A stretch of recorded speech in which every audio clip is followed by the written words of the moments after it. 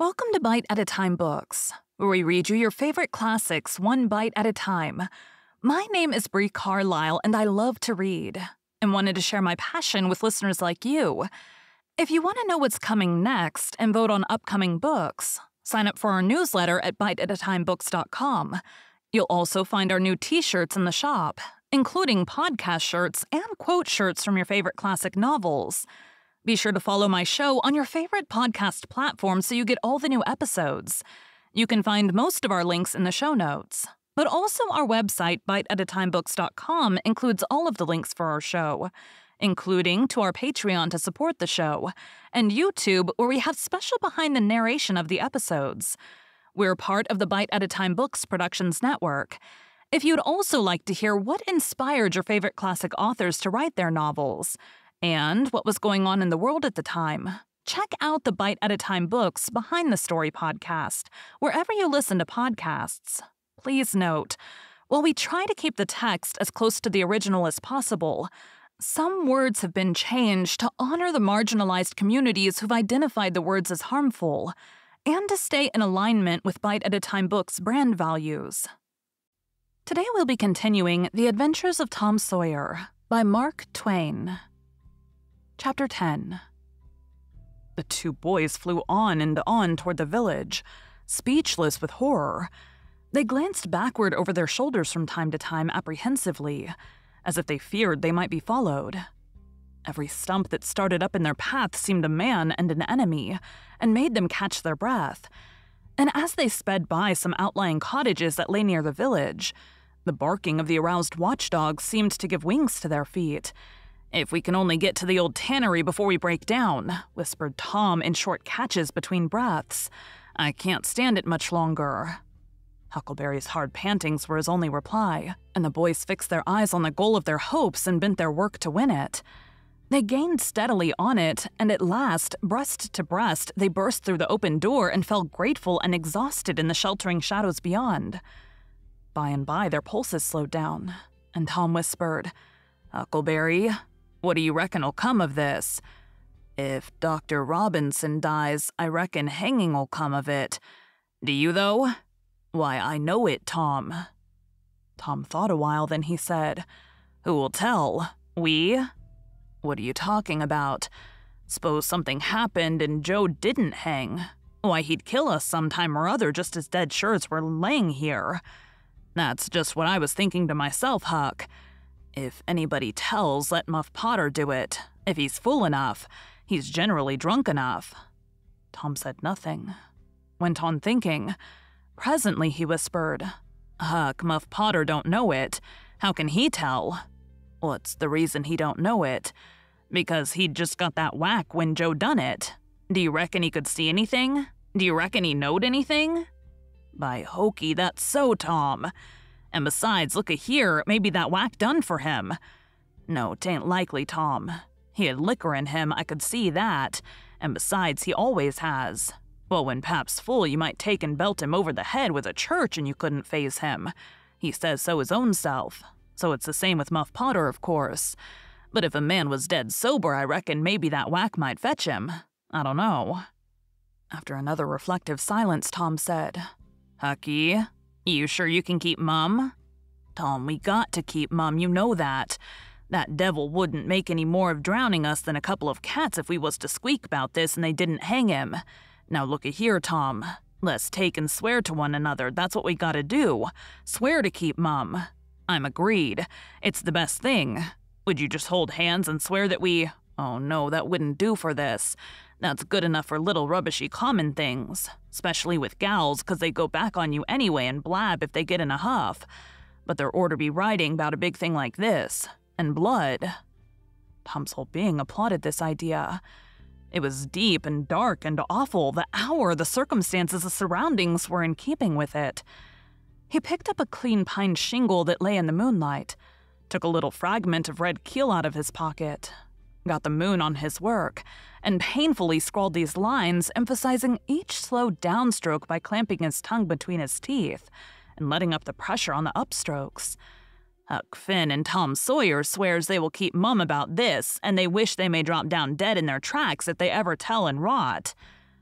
Huckleberry was filled with admiration of Tom's faculty in writing and the sublimity of his language. He at once took a pin from his lapel and was going to prick his flesh, but Tom said, "Hold on, don't do that. A pin's brass. It might have verdigrease on it." "What's verdigrease?" "It's poison. That's what it is. You just swallow some of it once, you'll see." So Tom unwound the thread from one of his needles, and each boy pricked the ball of his thumb and squeezed out a drop of blood. In time, after many squeezes, Tom managed to sign his initials, using the ball of his little finger for a pen. Then he showed Huckleberry how to make an H and an F, and the oath was complete. They buried the shingle close to the wall, with some dismal ceremonies and incantations, and the fetters that bound their tongues were considered to be locked and the key thrown away. A figure crept stealthily through a break in the other end of the ruined building now, but they did not notice it. "Tom," whispered Huckleberry, "does this keep us from ever telling always?" "Of course it does. It don't make any difference what happens. We got to keep mum. We drop down dead, don't you know that?" "Yes, I reckon that's so." They continued to whisper for some little time. Presently, a dog set up a long, lugubrious howl just outside, within 10 feet of them. The boys clasped each other suddenly in an agony of fright. "Which of us does he mean?" gasped Huckleberry. "I don't know. Peep through the crack, quick." "No, you, Tom." I can't do it, Huck." "Please, Tom, there 'tis again." "Oh, Lordy, I'm thankful," whispered Tom. "I know his voice. It's Bull Harbison." If Mr. Harbison owned a slave named Bull, Tom would have spoken of him as Harbison's Bull, but a son or a dog of that name was Bull Harbison. "Oh, that's good. I tell you, Tom, I'm most scared to death. I'd have bet anything it was a stray dog." The dog howled again. The boy's heart sank once more. "Oh my, that ain't no Bull Harbison," whispered Huckleberry. "Do, Tom." Tom, quaking with fear, yielded and put his eye to the crack. His whisper was hardly audible when he said, "Oh, Huck, it's a stray dog." "Quick, Tom, quick, what does he mean?" "Huck, he must mean us both. We're right together." "Oh, Tom, I reckon we're goners. I reckon there ain't no mistake about where I'll go to. I've been so wicked. Dad, fetch it, this comes of playing hooky and doing everything a feller's told not to do. I might have been good like Sid if I'd tried. But no, I wouldn't, of course. But if I ever get off this time, I lay I'll just waller in Sunday schools." And Tom began to snuffle a little. "You bad?" And Huckleberry began to snuffle too. "Consound it, Tom Sawyer, you're just old pie 'longside of what I am. Oh, Lordy, Lordy, Lordy, I wished I only had half your chance." Tom choked off and whispered, "Look, Hucky, look, he's got his back to us." Hucky looked with joy in his heart. "Well, he has, by jingoes. Did he before?" "Yes, he did, but I like a fool never thought. Oh, this is bully, you know. Now who can he mean?" The howling stopped. Tom pricked up his ears. "Shh, what's that?" he whispered. "Sounds like hogs grunting." "No, it's somebody snoring, Tom." "That is it. Whereabouts is it, Huck?" "I believe it's down at the other end. Sounds so anyway. Pap used to sleep there sometimes long with the hogs, but laws bless you, he just lifts things when he snores. Besides, I reckon he ain't ever coming back to this town anymore." The spirit of adventure rose in the boys' souls once more. "Hucky, do you dast to go if I lead?" "I don't like too much. Tom s'pose it's Joe." Tom quailed, but presently the temptation rose up strong again and the boys agreed to try, with the understanding that they would take to their heels if the snoring stopped. So they went tiptoeing stealthily down, the one behind the other. When they had got to within 5 steps of the snorer, Tom stepped on a stick, and it broke with a sharp snap. The man moaned, writhed a little, and his face came into the moonlight. It was Muff Potter. The boys' hearts had stood still, and their hopes too, when the man moved. But their fears passed away now. They tiptoed out, through the broken weatherboarding, and stopped at a little distance to exchange a parting word. That long, lugubrious howl rose on the night air again. They turned and saw the strange dog standing within a few feet of where Potter was lying, and facing Potter, with his nose pointing heavenward. "Oh, Jiminy, it's him!" exclaimed both boys in a breath. "Say, Tom, they say a stray dog come howling around Johnny Miller's house 'bout midnight as much as 2 weeks ago, and a whippoorwill come in and lit on the banisters and sung the very same evening, and there ain't anybody dead there yet. Well, I know that, and suppose there ain't. Didn't Gracie Miller fall in the kitchen fire and burn herself terrible the very next Saturday? Yes, but she ain't dead. And what's more, she's getting better, too. All right, you wait and see. She's a goner just as dead sure as Muff Potter's a goner. That's what they say, and they all know about these kinds of things, Huck." Then they separated, cogitating. When Tom crept in at his bedroom window, the night was almost spent. He undressed with excessive caution and fell asleep congratulating himself that nobody knew of his escapade. He was not aware that the gently snoring Sid was awake, and had been so for an hour. When Tom awoke, Sid was dressed and gone. There was a late look in the light, a late sense in the atmosphere. He was startled.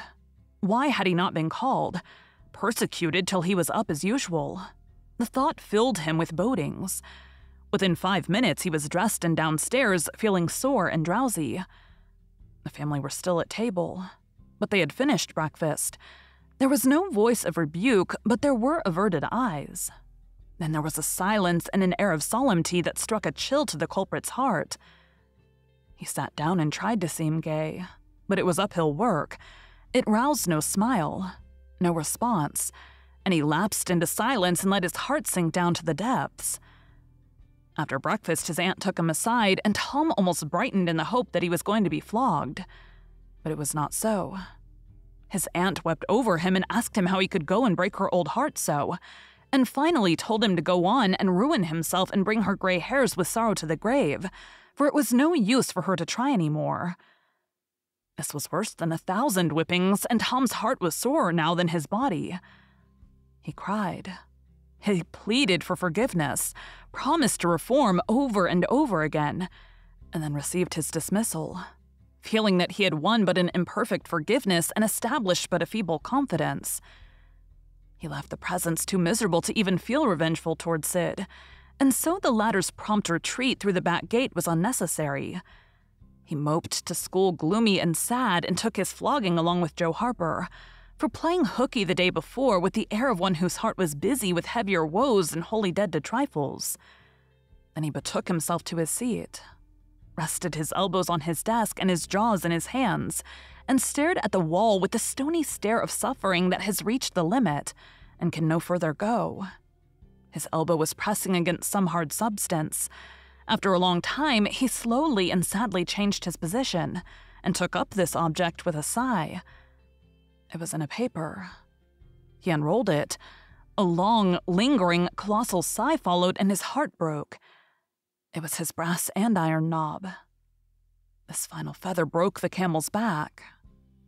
Thank you for joining Bite at a Time Books today, while we read a bite of one of your favorite classics. Again, my name is Bree Carlile, and I hope you come back tomorrow for the next bite of The Adventures of Tom Sawyer. Don't forget to sign up for our newsletter at biteatatimebooks.com and check out the shop. You can check out the show notes or our website, biteatatimebooks.com, for the rest of the links for our show. We'd love to hear from you on social media as well.